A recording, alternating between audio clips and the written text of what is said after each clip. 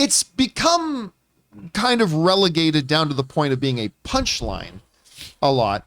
But the reality is that the Blair Witch Project, the original Blair Witch Project movie, was revolutionary. It was a movie shot, if I'm not mistaken, on a Sony VX1000 camera, which was totally one of these mini DV, totally consumer level cameras. And it was shot on a bunch of Sony VX1000s, and it was made for pocket lint. And they shot this movie, and it became a worldwide phenomenon, like an absolute worldwide phenomenon. Do you guys remember me telling you the story that it was at Star Wars Celebration in Indiana where we were screening our movie, Rise of the Trades, that one of the vice presidents of Lucasfilm and about 10 of us got to go late at night to a movie theater where they opened up the theater just for us to show us a way unofficial advanced screening of the original Spider-Man movie. One of the people in that group of 10 was Eduardo Sanchez, the director of Blair Witch Project. And so we got to go and hang out with him for the night and watch the first Spider-Man movie. And listen, it was incredible. This idea that you can just tell a story with no money, just have a neat idea, point your camera at it, and shoot it, edit it well, and you've got a legit movie. Now, I remember watching it, I got a little motion sickness from, you were in the same boat as me on that? I wasn't allowed to see it because I was too little. Oh, okay. But when I finally got to watch it, I puked. Yeah, it's especially on a big screen in a theater because it's a lot of movement, very authentic the way they did it. I mean, it was so authentic, there were actually a lot of people who actually thought it really was a documentary made from the found footage of whatever. I mean, that's how it founded a whole genre. Yeah. That found footage genre, it began that whole thing. So it was, and it was great for what it was. Then came the Book of Shadow. Yeah. The Book of Shadows, Blair Witch 2. That was some kind of horrible. Like, that was awful. Well, what was really interesting was they did things like when they were directing it, the actors, most of it was improv. And like when they were in their tent, the actors didn't know what was going to happen. And like the filmmakers were out there doing stuff, like trying to scare them. And so it was a really interesting, immersive, almost, to me, it's, I love watching improv, like comedy improv. I think comedy improv performers are great. But watching these actors improv fear and terror was really effective because it felt real. Like that movie has peak, I'm always going on about verisimilitude. And I think that you just nailed why, because people thought was this real? And they did everything they could to market it as if it was.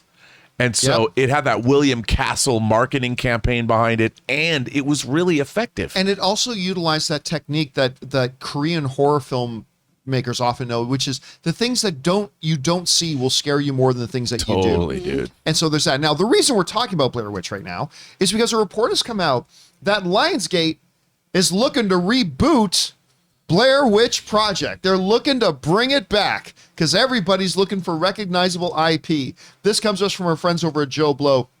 The indie found footage horror film, The Blair Witch Project, was a massive hit when it was released back in 1999, and to this day it has a lot of fans who consider it to be one of the best horror movies ever made. The attempt to rush a sequel into the world resulted in the black sheep known as Book of Shadows, Blair Witch 2, which was horrible.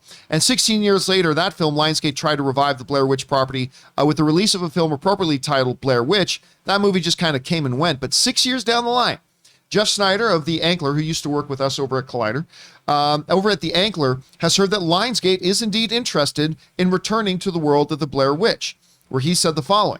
Start prepping those pitches, genre scribes, because it sounds like Lionsgate is ready to venture back into the woods again for another Blair Witch project, since good IP is never truly dead in the streaming age. All right.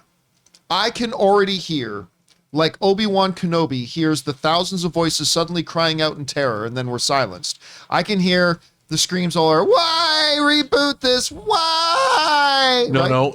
For why? There we go. For why is the idea. And I will tell you what, you know me, I am pro reboot. I think reboots can be great. Without reboots, we wouldn't have Man of Steel. Without reboots, we wouldn't have the Al Pacino Scarface. Without reboots, we wouldn't have the Jeff Goldblum The Fly. I mean, a lot of times reboots can be awesome and oftentimes they're terrible, but so are other movies. It's whatever. Reboot it. If the reboot is good, great. We have a new good movie. If the reboot's bad, oh, well, we've still got the original. That's been my opinion. But in a genre space like this, especially with the whole found footage idea, like you said, Rob, it kind of instituted a new subgenre, if you will, the found footage movies. That burned out. But it's been burned out for a while. Yeah. And if you could actually, here's the thing to me, if you want to reboot Blair Witch Project, I'm not saying you have to get Eduardo Sanchez back, but you've got to adopt that philosophy. Truly get some zero budget indie filmmaker, get them to come up like based on the original concept, but then build more around that. And then just really let them rip in the woods with a $200,000 budget and say, go ahead, rip it. And if you really want to reboot this, then truly reboot the spirit of it as well. And I will say right now, I think this could be something that today, even though it's a reboot, it's something that could feel fresh and different than what we're getting a lot of right now. And I think it could be a winner. It could absolutely crash and burn like Book of Shadows, but I mean, it could have some feasibility. Hey guys, we want to take a moment and thank the sponsor of today's video, MeUndies. Now look, if you're anything like me, when you run out of underwear, the first thing you do is you just run to the big store and buy the cheapest pack you can, or you jump online and buy a big bag of some cheap underwear. And it's, as long as it's not uncomfortable, it's fine. And that's the way life was for me. Until I got my first package of MeUndies. And I put on that first pair I got. And I was like, this is how good things can be when you got underwear that's not just not comfortable, but actual comfortable underwear, and that's what MeUndies delivers, and I will never go back. The MeUndies membership is literally designed to make your life easier with free shipping and returns on every order, saving on virtually everything they make, exclusive sales, and early access to their newest stuff. There's kind of no reason not to join. New prints drop monthly, so there's always something new to see, but you can always skip delivery for the month or even cancel anytime, no questions asked. And guys, right now, MeUndies has a great offer for my audience. For any first-time purchasers, you get 15% off. And for a limited time, if you sign up for their free-to-join MeUndies membership, you get 25% off your first membership item. So to get 25% off your first membership item or 15% off your first order and a 100% satisfaction guarantee, go to MeUndies.com/Campea. That's MeUndies.com/Campea. Here, Rob, you hear about the concept of them. Lionsgate is looking to get back. Everybody's looking to get into recognizable IP. Do you think something like a Blair Witch reboot could work? And if so, what would they have to do to make it work? I don't know if I share your optimistic appraisal of the situation. I think here's my problem. I think that there was a mystique around that movie, the way they marketed, the way they felt, even knowing as a horror fan, when I went and saw that film, it was unique. No one had ever really done anything quite like that before. And it was very effective. But I think that gimmick has been so played out, and now we live in a world where everyone's carrying phones everywhere they go. So I'm not saying, I don't ever want to say something can't work, but the very essence of Blair Witch, which created, was the foundation of an entirely new genre of storytelling. I think you're going to run into what you ran into with Book of Shadows in that you're making a more traditional film out of it.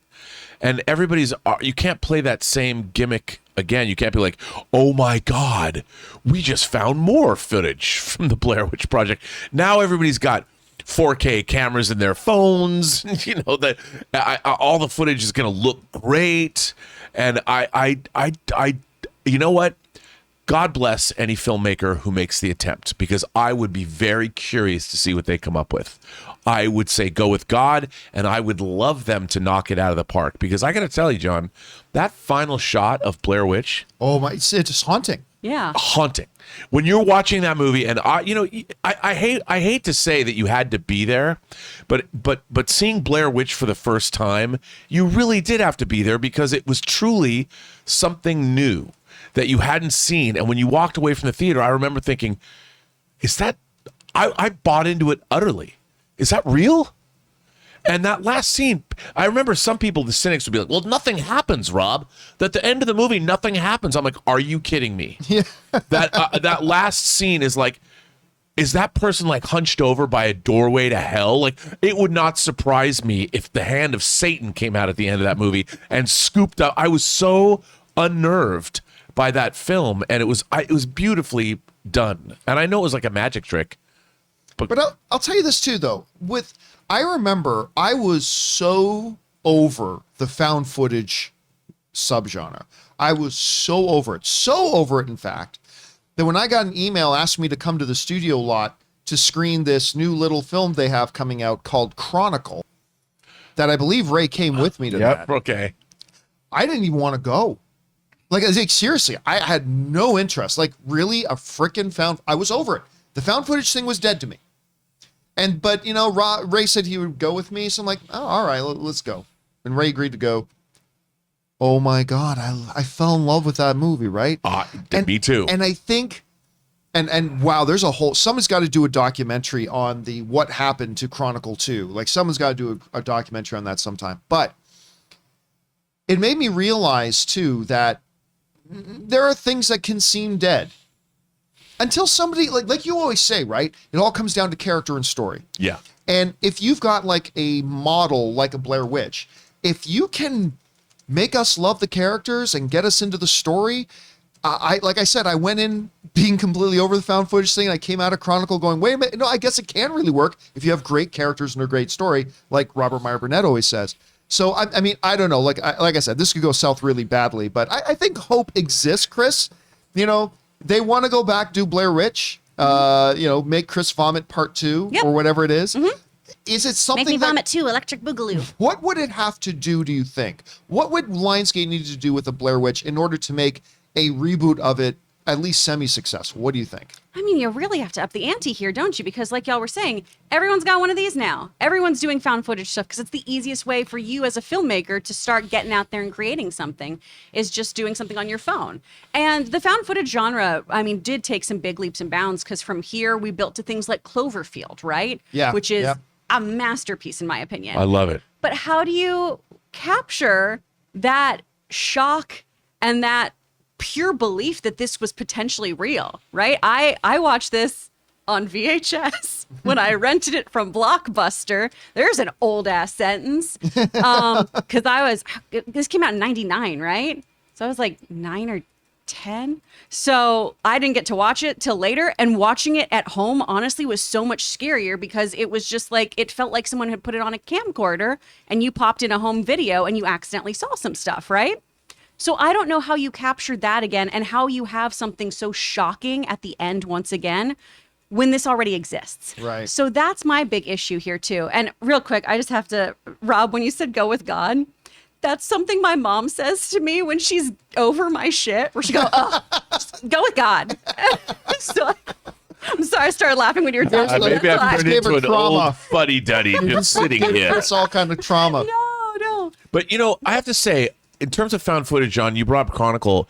There was this new Netflix series that was based on the podcast. It's called, like, what is it, like Tape 49 or Tape 89? I know the one you're talking about. Yes. One? What's that? The Netflix one? Yeah. Oh, yeah. Which she's like, she's Archive. investigating Archive. Yeah, she's investigating like the history of a building or something. It's a guy. Yeah, it's a guy, and he's watching tapes. And I got to tell you, when he was watching the tapes and they incorporated it in, it's creepy. And it's a total narrative. Like, it's not, I mean, you could do things like, you know how you could really make Blair Witch work? Do it for real. Like, maybe have real killers going after the filmmakers. That's not going to work. Yeah, but I mean, I think it can be done. I just don't quite know, because it's Blair Witch. So how do you make that thing work? Yeah, exactly. All right, guys. Question is for you. What do you think about the idea that Lionsgate wants to reboot Blair Witch? What did you think about the original back in the day? Do you think it's something that could be revitalized again? Whatever you guys think, jump down into the comment section below and let us know your thoughts.